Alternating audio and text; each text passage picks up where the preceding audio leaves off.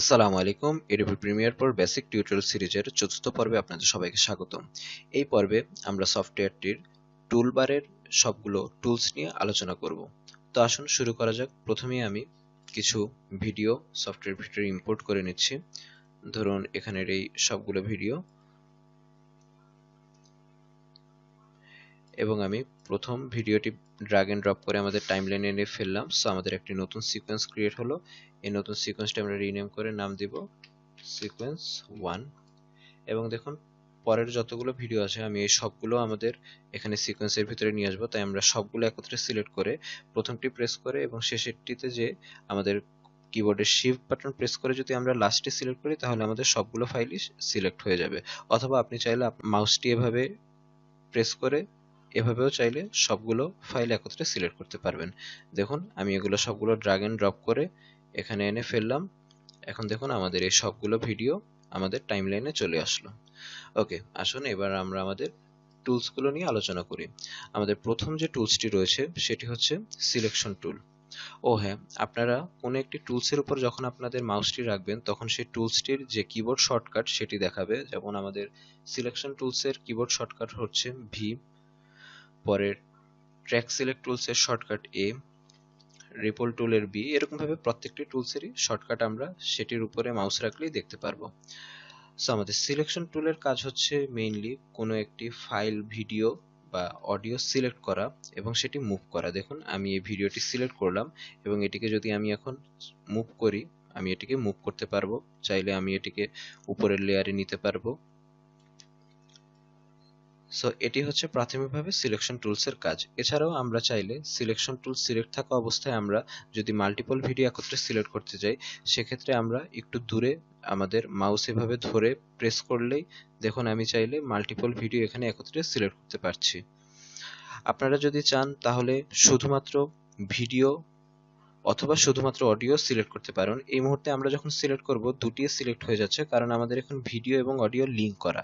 আমরা চাইলে এটি রাইট ক্লিক করে এখানে যখন আমরা আনলিঙ্কে ক্লিক করব, দেখুন এখন আমাদের ভিডিও এবং অডিও আলাদা হয়ে গেল। তো আমি আবার কন্ট্রোল জেড প্রেস করলাম। সো আমাদের লাস্ট যে মুভটি ছিল সেটি এবার আন্ডু হয়ে গেল। দেখুন ফাইলটি আবার লিঙ্ক হয়ে গেল।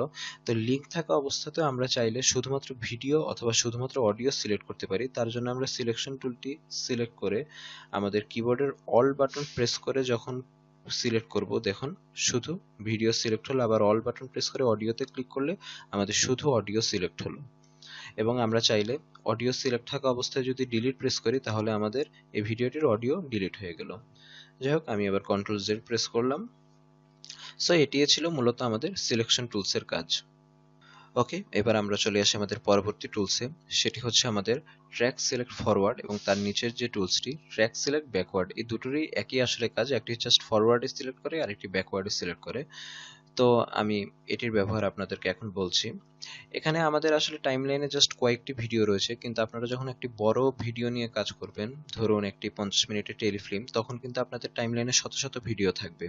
এবং ধরুন একটা পর্যায়ে এসে আপনার হয়তো দেখা গেল যে 20 মিনিটের পর থেকে ধরে আপনার একদম 50 মিনিট পর্যন্ত যতগুলো ফাইল রয়েছে বা ভিডিও, অডিও যাই রয়েছে সবগুলো আপনার একত্রে সিলেক্ট করতে হবে। তো সেই কাজটা কিন্তু আপনি আপনার সিলেকশন টুলসের এখানে আমরা যে মাউস ব্যবহার করে ড্র্যাগ করে সিলেক্ট করলাম তখন কিন্তু সেটি সম্ভব হবে না। এখানে মাত্র কয়েকটি ফাইল দেখে আমরা কাজটি পারছি, কিন্তু ধরুন এখানে প্রায় এরপরে আরো 100-200টি লেয়ার রয়েছে, তখন কিন্তু আপনি এই কাজটি এত সহজে করতে পারবেন না। তো তখন আমাদের এই ট্র্যাক সিলেকশন টুলটি খুবই হেল্প করবে। তো এটির কাজটি হচ্ছে আপনারা যখন এই ট্র্যাক সিলেকশন টুলসটি সিলেক্ট করে, ধরুন এখানে আমি 3 নাম্বার ভিডিওতে এটি যদি প্রেস করি তাহলে 3 নাম্বার ভিডিওর পরের যতগুলো ভিডিও রয়েছে সবগুলো একত্রে সিলেক্ট হয়ে যাবে। দেখুন সবগুলো সিলেক্ট হয়ে গেল। কিন্তু আমরা যখন সিলেকশন টুলস দিয়ে সিলেক্ট করব তখন কিন্তু আমাদের শুধু একটি ভিডিও সিলেক্ট হবে। কিন্তু আমরা যখন ট্র্যাক সিলেকশন টুলসটি ব্যবহার করব তখন আমাদের ওই ভিডিওর পর থেকে ফরওয়ার্ডে যতগুলো ভিডিও রয়েছে সব সিলেক্ট হয়ে যাবে। এবং ব্যাকওয়ার্ডের কাজ হচ্ছে একই, জাস্ট যে ফাইলটি থেকে সিলেক্ট করব তার ব্যাকওয়ার্ডে বা লেফট সাইডে যতগুলো লেয়ার রয়েছে সবগুলো সিলেক্ট হয়ে যাবে। এই টুলসটির আরেকটি ব্যবহার আমি আপনাদেরকে দেখাচ্ছি। তো তার জন্য আমাদের তার আগে আরেকটি কাজ করে নিতে হবে। ধরুন আমি একই ভিডিও আরেকবার এখানে আমাদের সিকোয়েন্সের ভিতরে আনছি, তবে এবার আমরা এই লেয়ারের উপরের লেয়ারে ভিডিওগুলো রাখছি। ধরুন এখানে একটি ভিডিও, তারপরে আমরা এখানে ধরুন এই টোটাল 3টি ভিডিও রাখলাম। তো এখন যদি আমরা ট্র্যাক সিলেকশন ফরওয়ার্ড টুলটি সিলেক্ট করে এখান থেকে সিলেক্ট করি, দেখুন এই ফাইল থেকে শুরু করে ডান দিকে যা আছে আমাদের সবকিছুই সিলেক্ট হয়ে গেল। কিন্তু ধরুন আপনি শুধুমাত্র একটি নির্দিষ্ট ট্র্যাকের যে ফাইলগুলো রয়েছে সেগুলো সিলেক্ট করতে চান, অর্থাৎ ধরুন আপনি এখানে শুধুমাত্র এই 3টি ফাইল বা ভিডিও যে রয়েছে এই ট্র্যাকের ভিডিওগুলো সিলেক্ট করতে চান। কিন্তু দেখুন আপনি যখন সিলেক্ট করতে যাবেন তখন কিন্তু অটোমেটিক আমাদের এখানে সবগুলো সিলেক্ট হয়ে যাবে। সো এটি আমরা কিভাবে করতে পারি? এর জন্য আমাদের ট্র্যাক সিলেকশন টুলটি সিলেক্ট করে আমাদের কিবোর্ডের শিফট বাটনটি প্রেস করতে হবে। দেখুন শিফট প্রেস করার সাথে সাথে আমাদের এখানে ডাবল অ্যারো থেকে একটা সিঙ্গেল অ্যারো হয়ে গেল। এখন যদি আমরা এই ট্র্যাকটি সিলেক্ট করি তাহলে শুধু আমাদের এই ট্র্যাকের ফাইলগুলোই সিলেক্ট হবে। দেখুন আবার আমরা যদি চাই তাহলে আমাদের শিফট প্রেস করে যদি এই ট্র্যাকটি প্রেস করি তাহলে আমাদের শুধু এই ট্র্যাকের ভিডিওগুলোই সিলেক্ট হবে। এবং আপনারা চাইলে ট্র্যাক সিলেকশন টুল ব্যবহার করে শুধুমাত্র অডিও বা ভিডিও সিলেক্ট করতে পারেন কোনো একটি লেয়ারের। তার জন্য আমাদের একই সাথে কিবোর্ডের শিফট এবং অল বাটন প্রেস করতে হবে। দেখুন আমি এখানে ট্র্যাক সিলেকশন ফরওয়ার্ড টুলটি সিলেক্ট করলাম। এবার কিবোর্ডের শিফট প্লাস অল বাটনটা যখন প্রেস করব তখন আমি যখন এই ভিডিওগুলো সিলেক্ট করব শুধু আমাদের এই ভিডিওর পর থেকে প্রত্যেকটি ভিডিও লেয়ার সিলেক্ট হলো, অডিওগুলো কিন্তু সিলেক্ট হলো না। তো এটি ছিল মূলত আমাদের ট্র্যাক সিলেকশন ফরওয়ার্ড এবং ব্যাকওয়ার্ড টুলসের কাজ। তো আমাদের পরের টুলসটি হচ্ছে রিপল এডিট টুল। তো এই টুলসটির কাজ বর্ণনা করার আগে আমি আমাদের যে বাড়তি 3টি ভিডিও সেগুলো ডিলিট করে নিলাম এবং আরেকটি জিনিস আপনাদেরকে শিখিয়ে নিচ্ছি। সেটি হচ্ছে ধরুন আমরা যখন এডিট করব তখন আমরা যখন কোনো একটি ভিডিওর সাইডে আমাদের মাউসটি নিব তখন দেখুন আমাদের যে মাউসটি সেটি চেঞ্জ হয়ে যাচ্ছে এবং চেঞ্জ হয়ে নতুন একটি আইকন আসছে। এই আইকনটির মানে হচ্ছে আপনি যদি এখন এই ভিডিওটি এখানে ধরে ড্র্যাগ করে আমাদের লেফটে নেন তাহলে আমাদের ভিডিওটির ইন পয়েন্টটি চেঞ্জ হয়ে গেল, অর্থাৎ আমরা ভিডিওটিকে একটু ছোট করে ফেললাম। এবং দেখুন এটি আনলে এই যে আমাদের ভিডিওটি লেফট এবং রাইটের এতটুকু অংশ আমরা ক্রপ করে ভিডিওটির ফেলে দিলাম। তো এরকমভাবে আমরা চাইলে প্রতিটা ভিডিওকেই একটু ছোট বড় করতে পারি এবং আমাদের যে মাঝখানের গ্যাপগুলো রয়েছে সেই গ্যাপগুলো আমরা সিলেক্ট করে কিবোর্ডের ডিলিট বাটন প্রেস করলে ডিলিট হয়ে যাবে অথবা রাইট ক্লিক করে রিপল ডিলিট প্রেস করতে হবে। দেখুন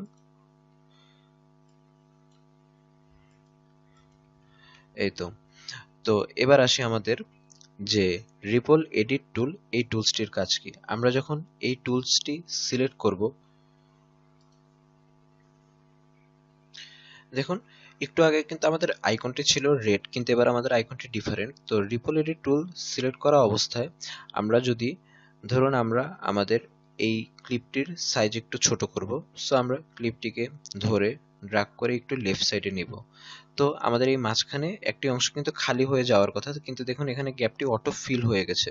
তো এখানে যেটি হয় আমরা এই গ্যাপটি একটু আগে আমি আপনাদেরকে দেখিয়েছি যে আমাদের কিবোর্ডের ডিলিট বাটন প্রেস করে আমাদের এই খালি জায়গাটা ডিলিট করতে হয়, কিন্তু রিপল এডিট টুল সিলেক্ট থাকা অবস্থায় আমরা যখন কোনো একটি ভিডিওকে ছোট বা বড় করব তখন অটোমেটিক সেই মাঝখানের গ্যাপটি এখানে ফিল হয়ে যাচ্ছে।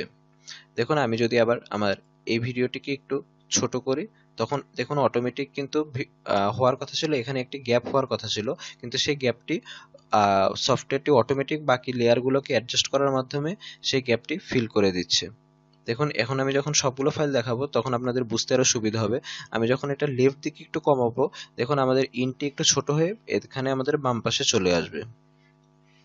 দেখুন কারণ এখানে যে গ্যাপটি পড়েছিল সেই গ্যাপটি ডিলিট হয়ে গেছে এবং ডিলিট হয়ে যাওয়ার কারণে সবগুলো ভিডিও একটু বাম পাশে চলে এসেছে। এটি ছিল রিপল এডিট টুলস। এরপর আমাদের পরবর্তী টুল হচ্ছে রোলিং এডিট টুলস।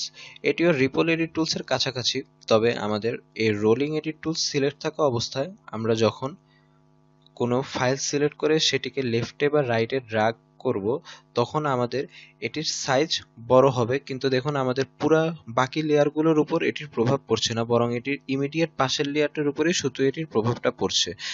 আমাদের এখানে রিপল এডিট সিলেক্ট থাকা অবস্থায় আমি এই ফাইলটির লেন্থ বাড়ালে দেখুন আমাদের ফাইনাল পুরো ভিডিওর লেন্থই বেড়ে যাচ্ছে, কিন্তু যখন আমরা রোলিং এডিট টুল সিলেক্ট থাকা অবস্থায় এটিকে ছোট বা বড় করব এখন যদি ছোট করি এই সাইড থেকে কিন্তু ছোট হলো না, তখন শুধু এই ভিডিওটি ছোট হয়ে গেল এবং এর পাশের ভিডিওটির লেন্থটি বাড়িয়ে এখানে অ্যাডজাস্ট করে নেওয়া হলো।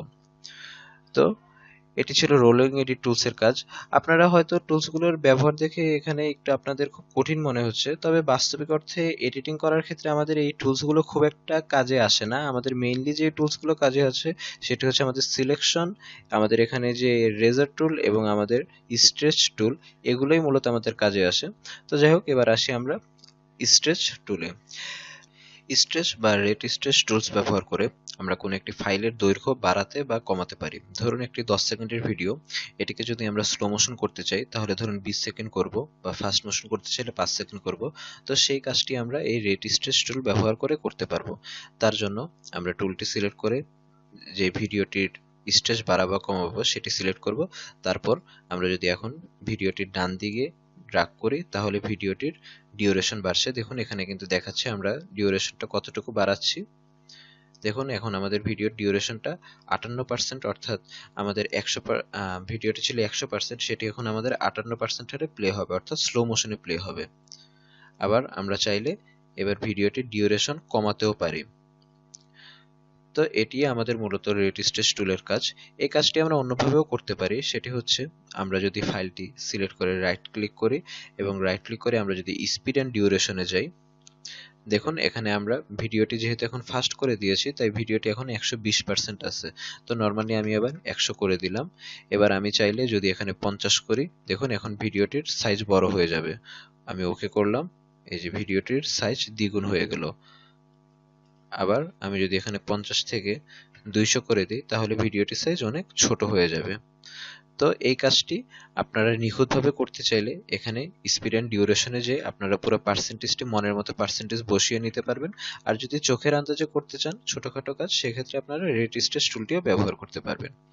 ওকে, আমাদের পরবর্তী টুল রেজর টুল। এটি হচ্ছে আমার দৃষ্টিতে সর্বোচ্চ ব্যবহৃত টুল। এটি ব্যবহার করে আমরা কোনো একটি ভিডিও কাটাকাটি করতে পারি।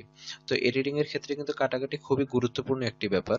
ধরুন আমরা আমাদের যদি প্রথম ভিডিওটার কথাই বলি, দেখুন প্রথম ভিডিওতে এখানে এই শটটি কয়েকবার নেওয়া হয়েছে। তা আমাদের যে পছন্দের শটটি আমরা সেটি নিব।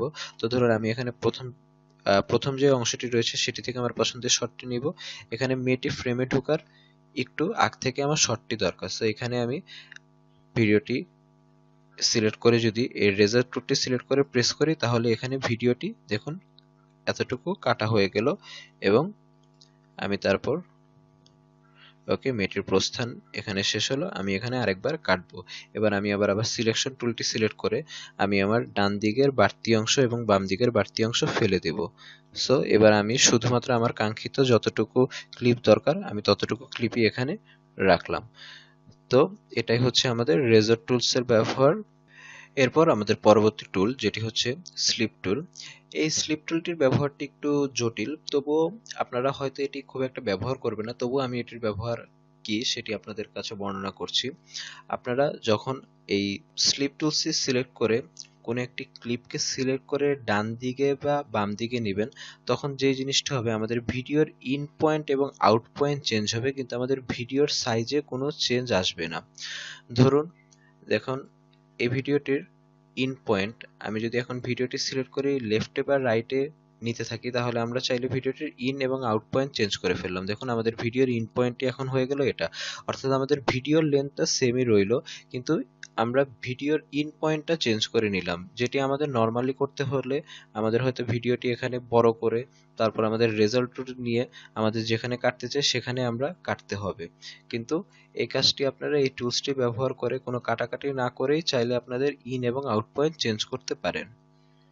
এবং এরপরে আমাদের যে টুলসটি রয়েছে স্লাইড টুলস। তো এই টুলসটি ব্যবহারের জন্য প্রথমে আমি আমার সিলেকশন টুলসটি ব্যবহার করে আমাদের এই ভিডিওটি আমাদের পরবর্তী ভিডিওর সাথে লাগিয়ে নিলাম।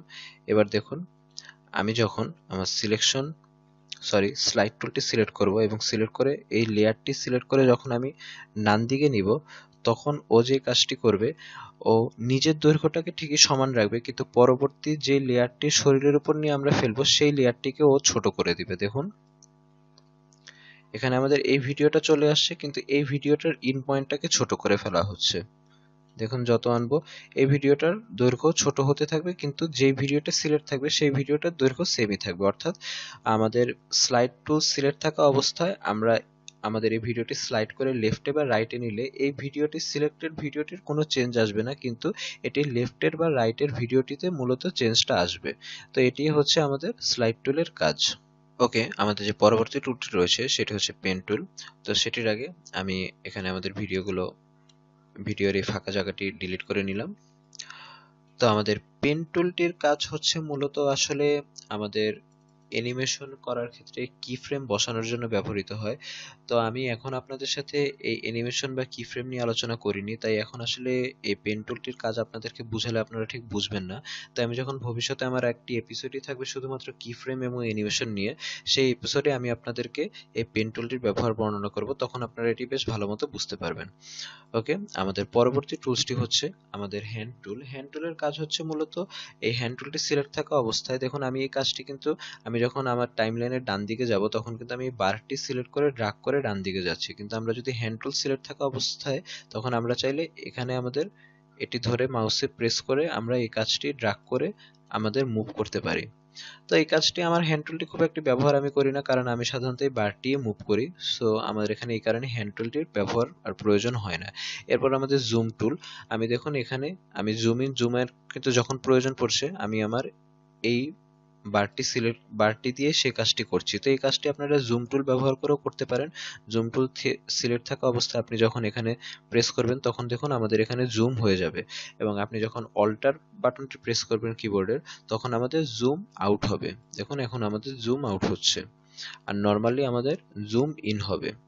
তো এটি হচ্ছে আমাদের জুম টুলের কাজ। আশা করি মোটামুটি সবগুলো টুলস নিয়ে আমরা আলোচনা করলাম এবং আপনারা সবগুলোই বুঝতে পারলেন যে কোন টুলসটির কি ব্যবহার। তো এর পরবর্তী টিউটোরিয়ালে আমি আপনাদের সাথে আলোচনা করব কালার কারেকশন নিয়ে, যেটি ভিডিও এডিটিং এর ক্ষেত্রে একটি খুবই গুরুত্বপূর্ণ ব্যাপার। তো সে পর্যন্ত সবাই ভালো থাকবেন।